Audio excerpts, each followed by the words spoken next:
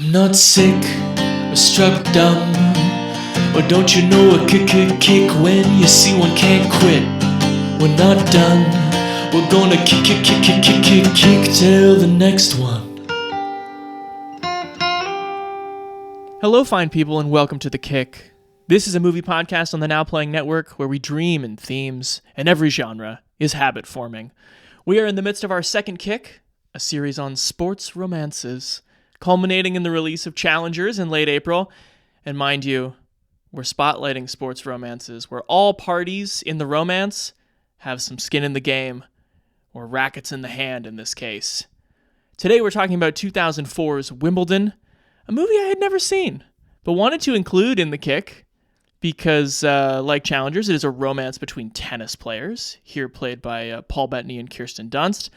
Here to break it down with me is beloved friend, former Be Real host, and literary agent at Verve. He is still waiting for them to make that movie about our legendary 2013 badminton game.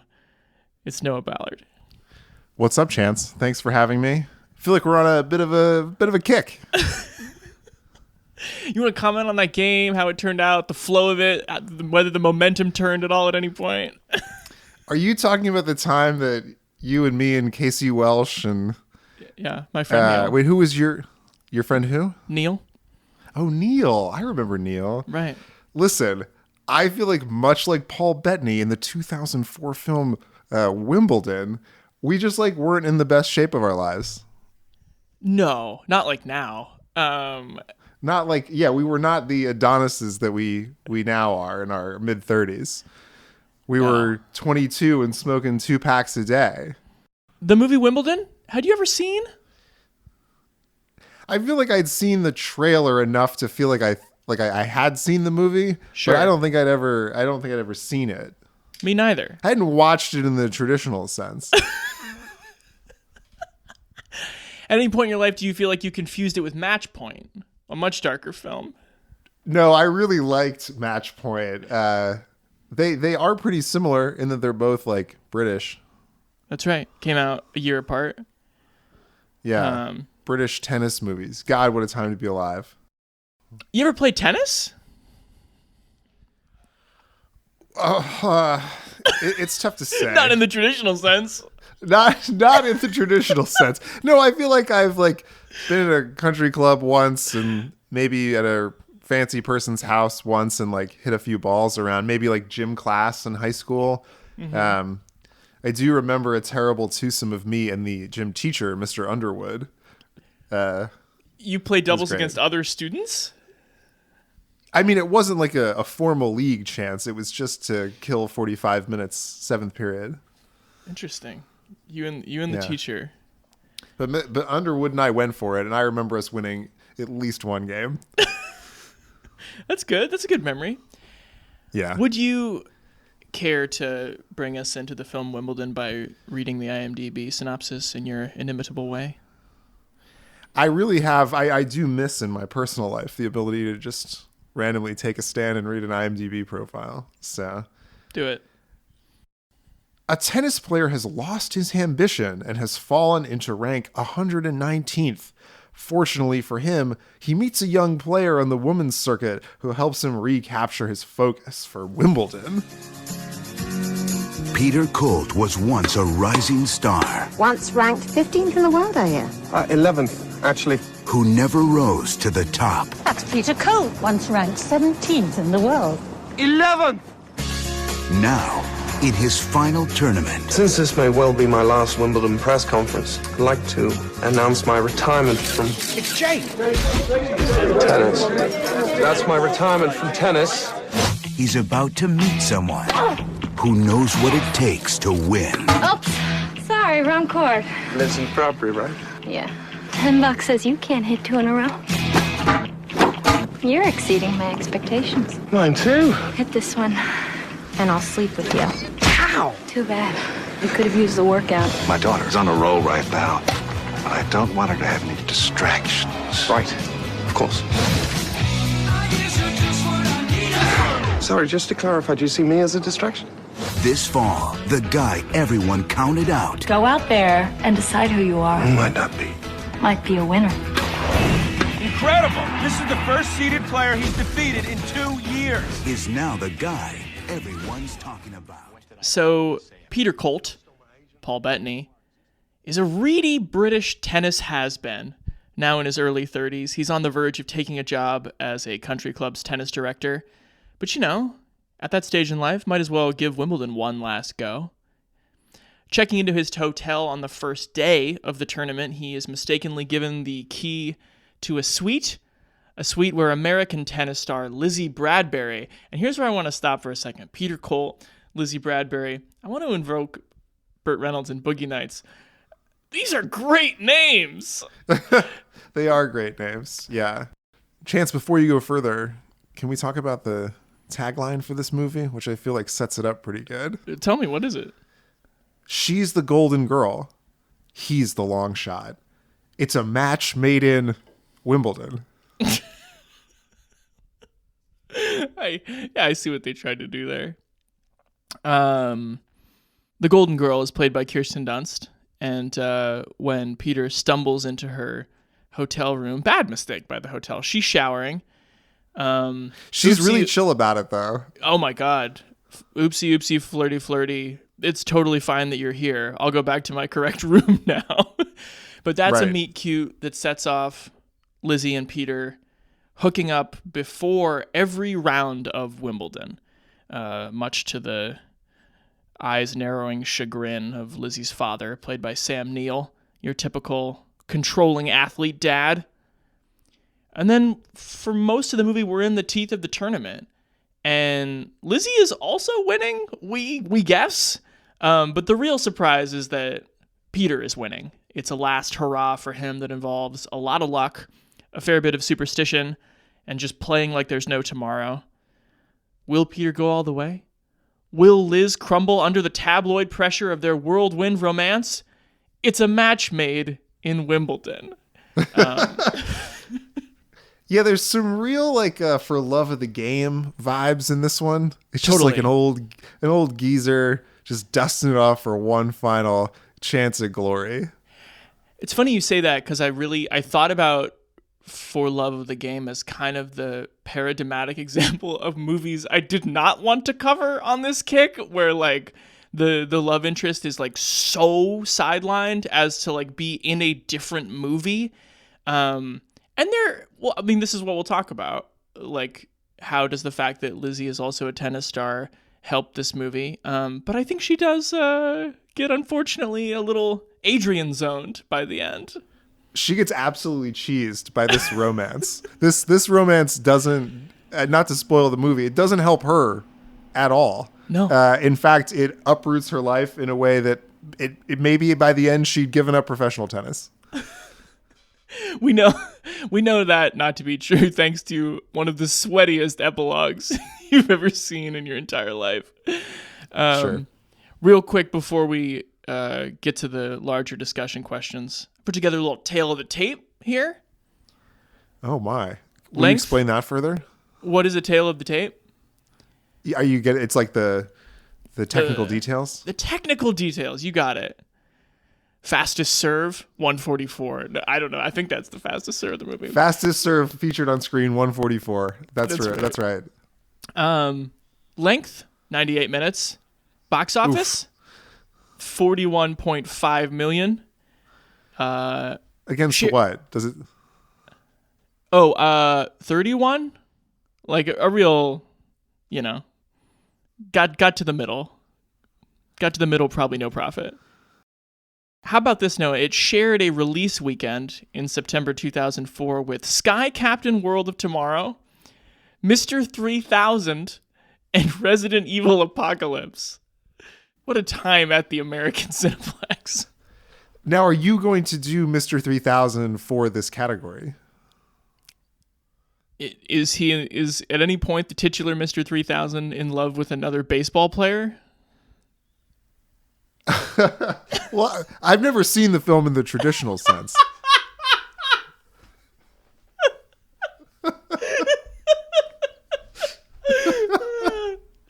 Or is the 3000 the other players he's if in there's love a with? Mr. 3000, there is an implied Mrs. 3000. That's right.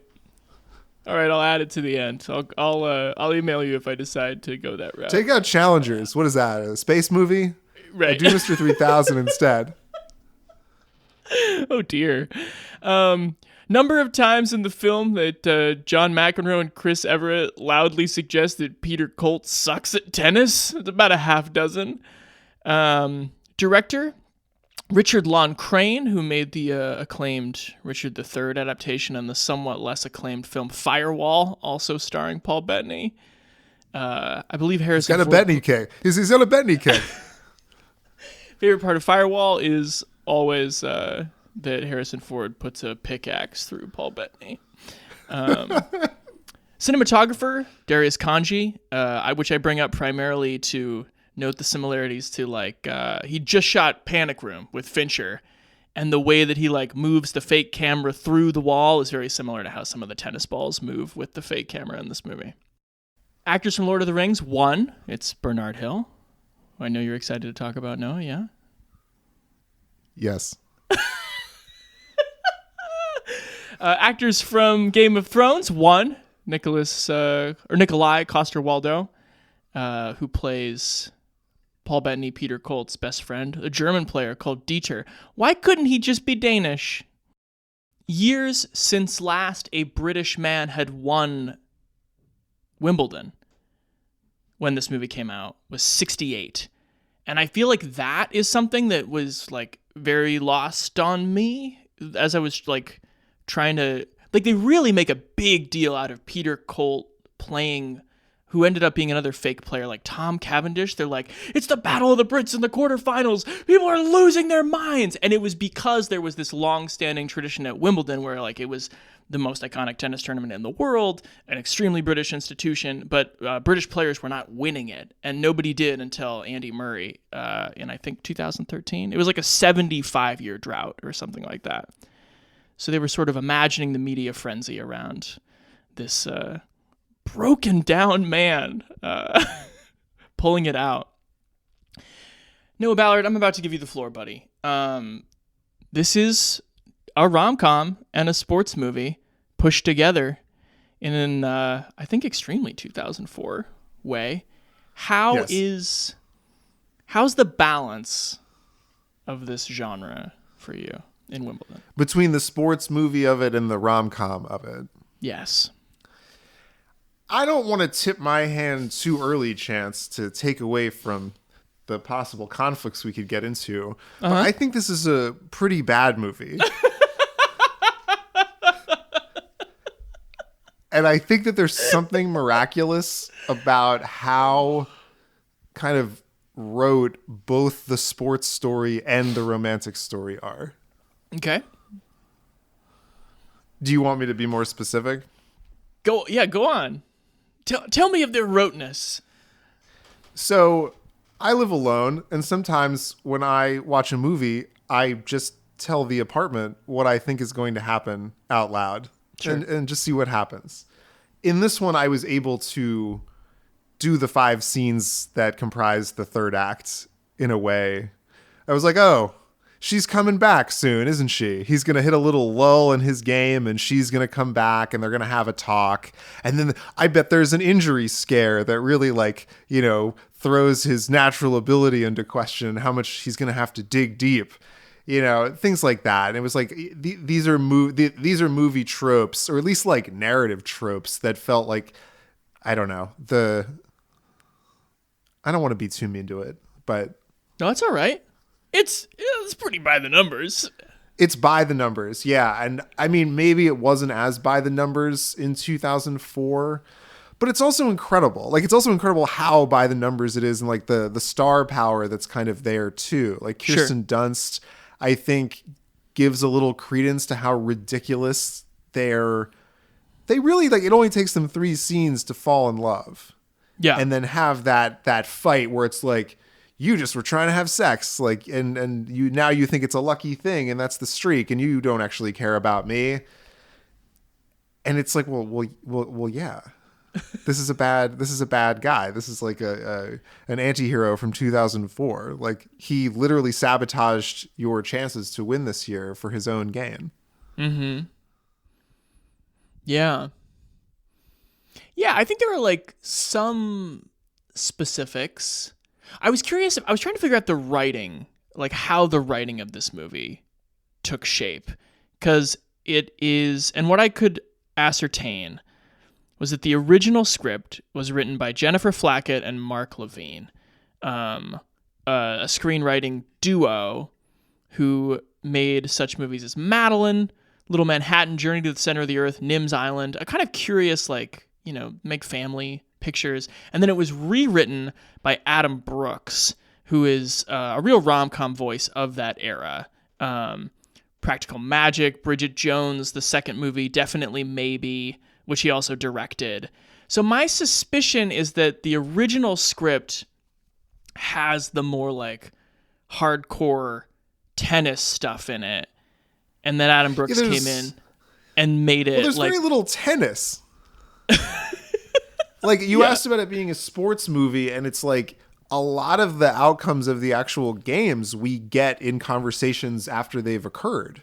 Like we find out that he's won the first game in a conversation between his parents. Then the second one cuts to a locker room, you know, after he's beaten his best friend. Like you don't actually see a lot of it. And then I have to say that the actual, you know, the big game, the big match is so goofy. In what way? I mean, you were talking about the cinematography before, and I almost felt like they just so go for and now the camera's the ball, and now the world is the ball, and you know, and now we're gonna shoot from this Fincher kind of going through walls, kind of time stops, like the zoom in on the eye, and the. You know, kind of, and there's something maybe charming about, well, I guess my question to you also is, do you feel if Paul Bettany's charming enough to play this role that was clearly written for someone more like Hugh Jackman or Hugh Grant? It literally was written for Hugh Grant. That was literally, yeah. Yep. Let me try to address those in order. So to come back real quick, like there are some cool like tennis aphorisms that I think are in the original version of the script, like in the very first, when it's like the round of 132 or whatever, and Peter's like, he's going to play this 18-year-old who's on the come up, and nobody knows who Peter Colt is, and his press conference is empty. Peter and his friend Dieter are like looking across the cafeteria at the 18-year-old, and they're like, what do you think about that guy? What do you know about that guy? And he's like, oh yeah, I played him. You know, he's like all 18-year-old tennis players, wants to kill his father and needs to be taught to respect his elders. And Paul Bettany's like, so did you teach him that when you played? He's like, no, he killed his father in straight sets. Which I like stuff like that, because that feels very of the sport, could only be of a sport where like, you know, the hot new players are all like 18 and these guys are getting worn down. But your other question about like, how is the tennis, leads me to want to discuss that. Cause like they make some interesting choices. I know that Richard Long Crane, the director, really did not want it to look like televised tennis. That he never wanted to use that camera angle, which a movie like, say, Battle of the Sexes, the Emma Stone, Steve Carell historical movie, like that really is just TV tennis angles the whole time. And it is kind of boring as sin. So this is it might be like a little bit of a damned if you do, damned if you don't thing. Sure. Because like, how does tennis play on screen for you even? I mean, I don't know like the way to do it well. I don't have like a note for it. I just think this movie kind of visually has a bounciness to it. Sure. That kind of keeps it from, I don't know, feeling that gripping of like a sports narrative. The movie sort of feels like a long montage. Yes. Like there's so much cutting to like, you know, inexplicably the story of the century live from London, you know, where the paparazzi are outside these two people who are sleeping together's apartments, these adults who are not that interesting. They're just tennis players. Why would there have been such a big crowd there? I think it would be like, but it would be like if some, you know, washed up, barely ranked guy was like had a fling with Serena Williams during the U.S. Open. It'd be a big deal. When I have watched tennis, like what's interesting about it is seeing who volley to volley has the upper hand. Totally. And then, it gets a little worse for one person, but then it gets back and then a surprise thing and a lucky thing.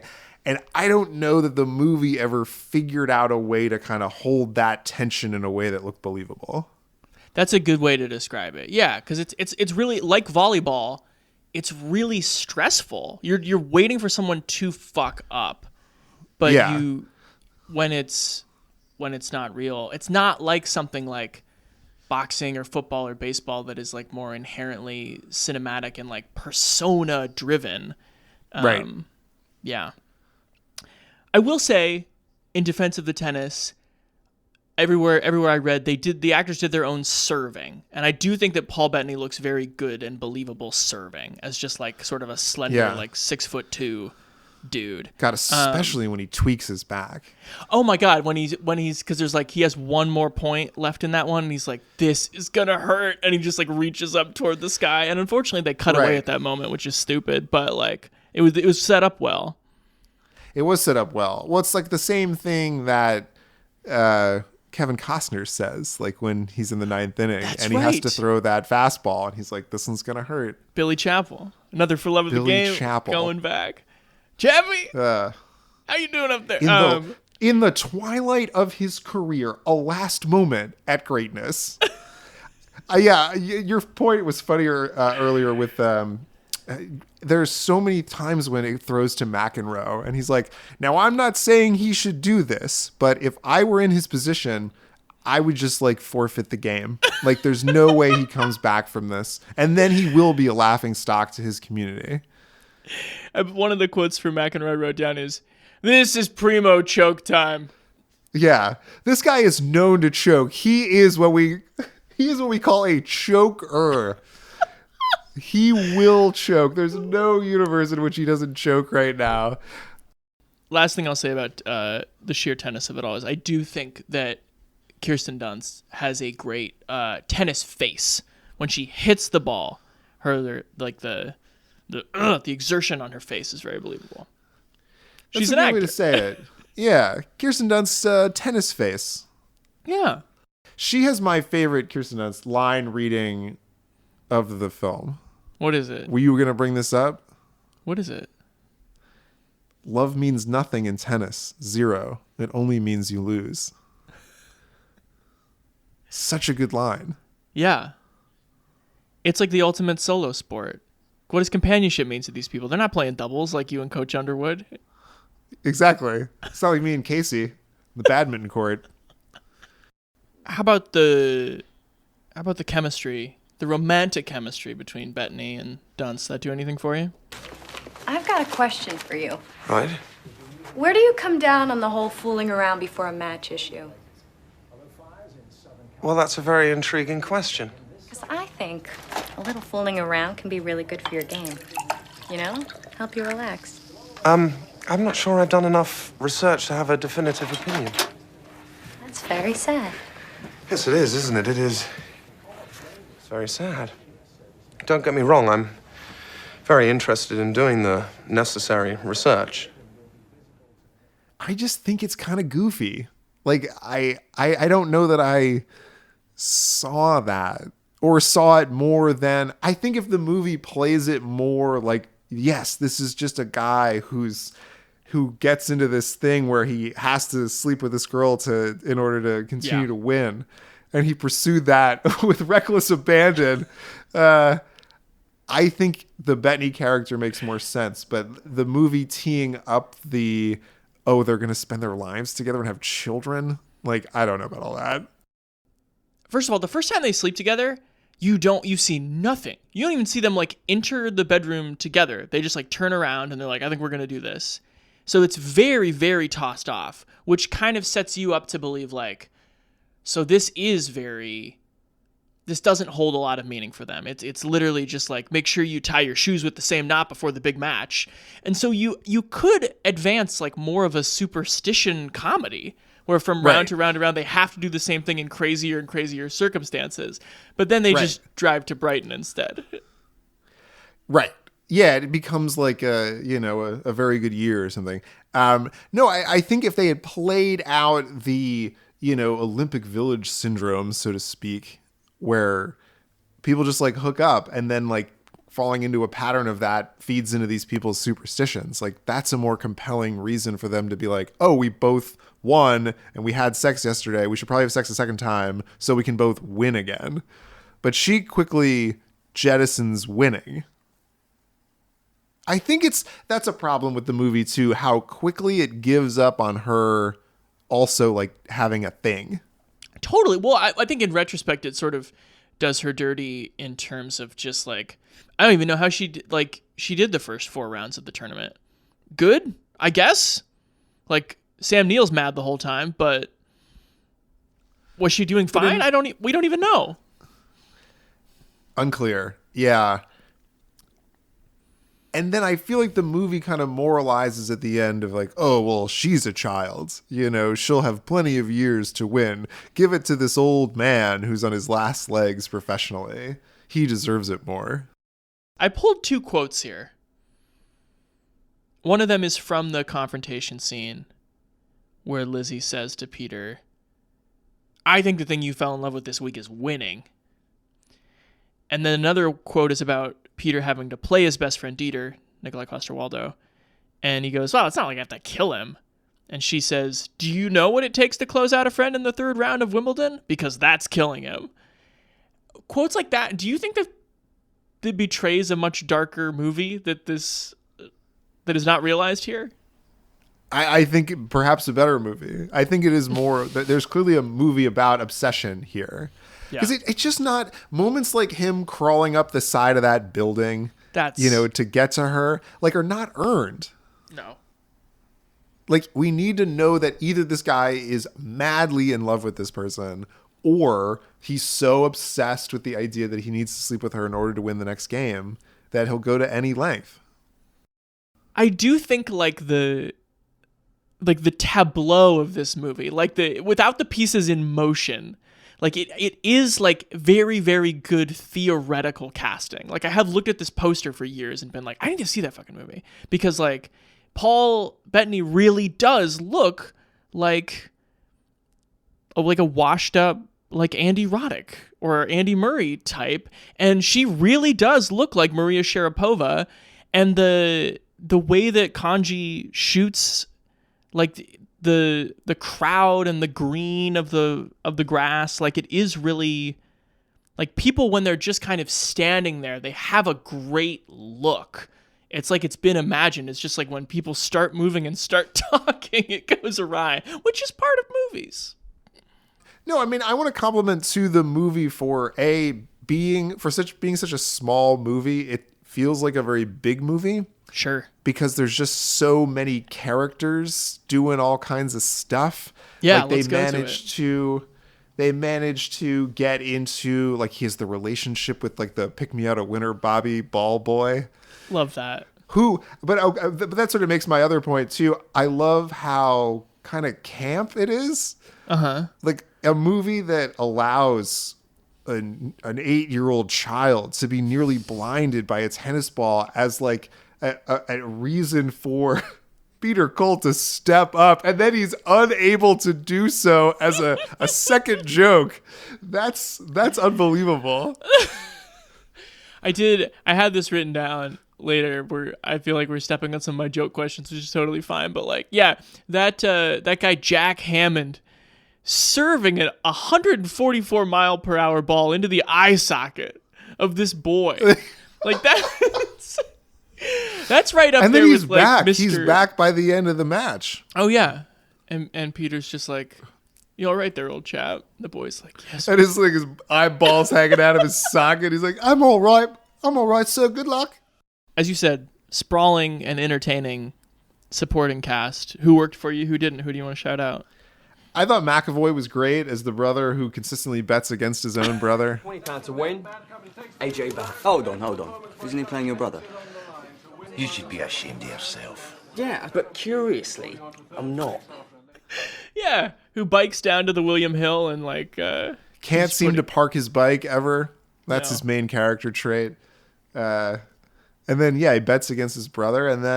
But he then creates this kind of little community that's actually rooting for Peter Colt. It's right. like, cutting to a bedroom somewhere in England. And then there's like a larger family reconciliation that happens. Like I thought that was also like a kind of interesting, if underexplored tendril of this movie is the relationship of Peter's parents.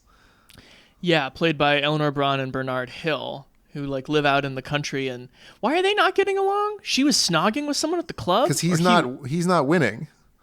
Peter's not winning. That's the thing that brings them all together. That's right. That's true. What a healthy family. But it leads to this I think it was my loudest laugh of the movie, where Peter doesn't want them at Wimbledon because he's like, I never win when you guys are there.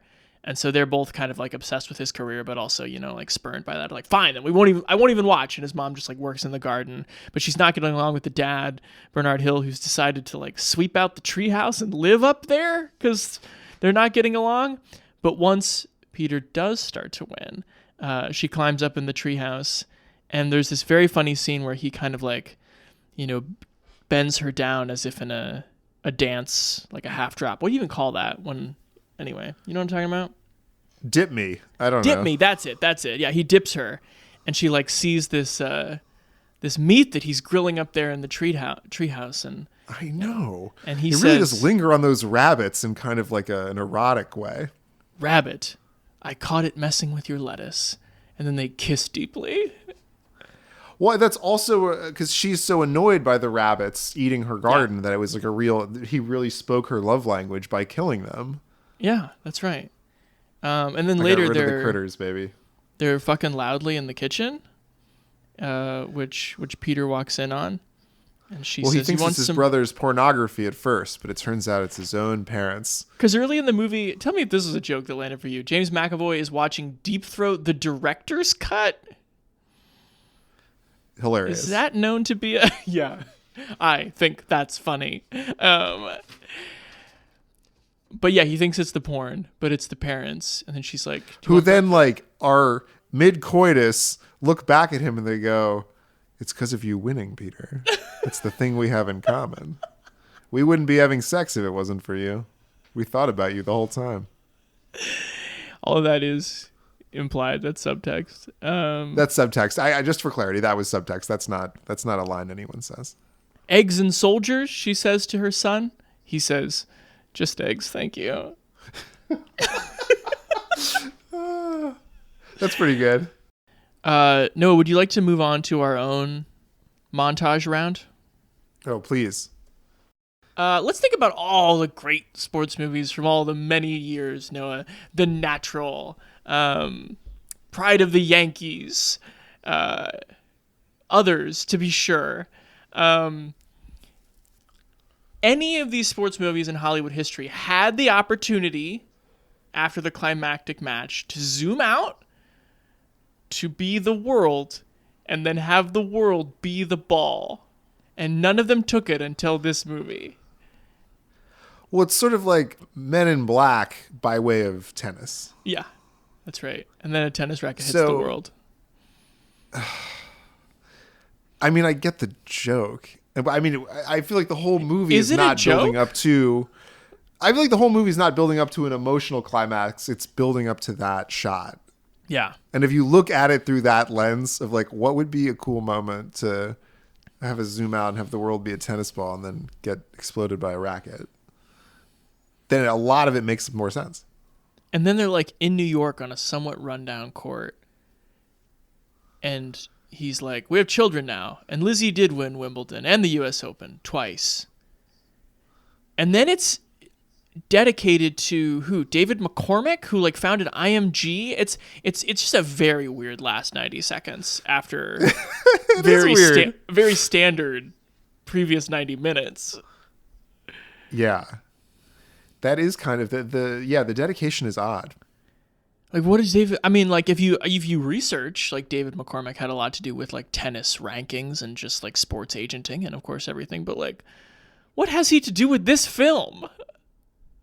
Yeah, it was sort of like, why did Meg Ryan dedicate her most recent travesty to the movie opens with Fernora. The implication being Fernora Ephron. That's right.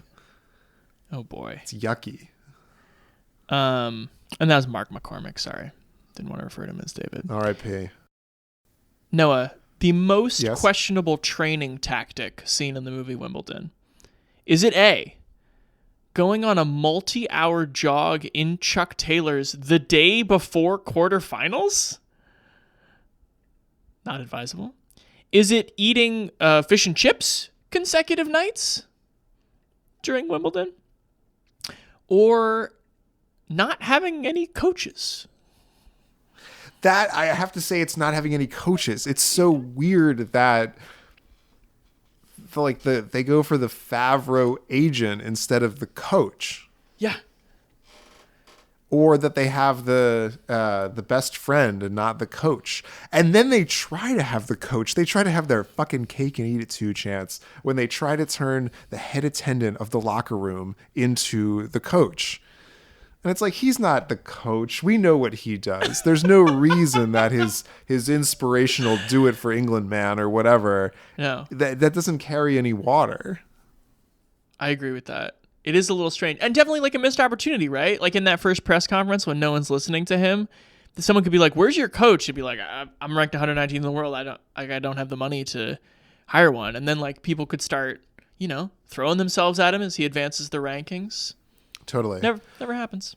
Or Anthony Hopkins comes out of nowhere, being like, "Oh my, I haven't seen you in 10 years, but I'm back now." And then maybe he has a rapport with Sam Neill. Interesting. I just recorded an episode on The Cutting Edge with the writer and professor Emily L. Newman. It was great to talk to her. I said, "Emily, we're doing Wimbledon next." She said, "Oh, I remember seeing that in theaters when Paul Bettany's bare ass is on screen. That was life-changing." Are you changed? Bare ass?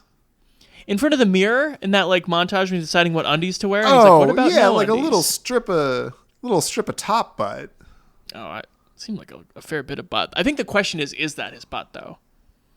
Oh, you think it's a butt he's not double? In the shot. I don't want to say. Oh, it's just a little tush. Well, it would be a little tush either way, but. I guess I don't remember specifically this shot. I mean, I remember a mirror shot and being like, "Oh, there's his crack," but I didn't clock it the way your esteemed interviewee did. Not only is his life not changed, he didn't remember it was in the movie. All right. Noah, my friend, Sir? Would you like to play what's become a recurring segment on the show, Truth or Trivia? If you pick truth, you have to try to answer maybe a somewhat difficult movie-related question about your life or movie opinion. Trivia is trivia about the movie. So what do you want to do, truth or trivia? How about we start with the trivia? Okay, let's start with an easy one. Do you know from this movie how Paul Bettany got into the MCU? Like how, like what connection he made? Yes. Like how he met Favreau? That's right. Who then brought him into the Iron Man? You got it. As Cast him Jarvis? as Jarvis. Very good. I was overthinking it. Was that disturbingly easy? A little. What world event does Paul Bettany credit for inspiring him to call up Jennifer Connelly and propose? Like real life Paul Bettany. Mm-hmm. World event. Did it happen before or after this movie was released? Before. Don't say it's 9/11. Yeah. Are we going to go a single podcast where we don't talk about 9/11 chance? Not this one. We're right on the edge. We're right on the edge of how many times we talk about it. Noah, for old time's sake, would you like to rate this movie in the good, good, bad, bad, bad, good, good, bad taxonomy? Oh my God. I've enjoyed talking to you about it. Our lively discussions about cinema are one of life's true joys. So that being said, I'm feeling generous to the text itself. So I will give it a charitable bad good. I would do the same. I liked being in the world. I do think it looked good. I like spending it had an environmental authenticity to it, if not like a swing for swing authenticity, and I was into that. But yeah, the moment I think you start breaking it down with someone such as yourself, it just becomes apparent like what happened here, and this could so easily be more daring, entertaining, funny, even-handed in like a million different ways. Yeah. Case closed. Challengers? You anticipating that Luca Guadagnino Zendaya movie at all? I saw the trailer for it ahead of this very podcast, and I have to say, it looks intriguing. Because I think, with the filmmakers in question, you're going to get something that's like, how do you go from making like Call Me By Your Name to like a middle of the road, or that crazy fucking when Timothy Chalamet like eats people, bones and all. Like, yeah. how do you go from that to making what appears to be kind of like a polyamory Wimbledon? So right. There's got to be something there. I think so, and it looks a fair bit darker, and it looks like more of the competition of like who gets to sleep with who or who has the upper hand in the romantic relationship may play out on the court, which I would welcome. I would welcome that too. The only question mark for me, Chance, and let me know if this is something that's on your mind about Challengers, is how gory is the injury going to be? Oh. Because it looks there's a real good snap in that, right. In the trailer. So it's bones and all, I think. Yeah, I think it may be bones and all. Like I think a bone may come through Zendaya's leg. Boy. But yeah, I look forward to it. Yeah. Noah Ballard? When is that coming out? No, that's okay. It's coming out on April 26th. Wow. Yeah. Give me a late spring subversive sports romance. Incredible. Well, I look forward to seeing it, and Chance, always a pleasure. Anything you want to plug? No. Okay, then I'll take. I don't want anyone reaching out to me or supporting me in any way. I'll take the previous ending that you teed up for me, and I'll say nothing else. Perfect.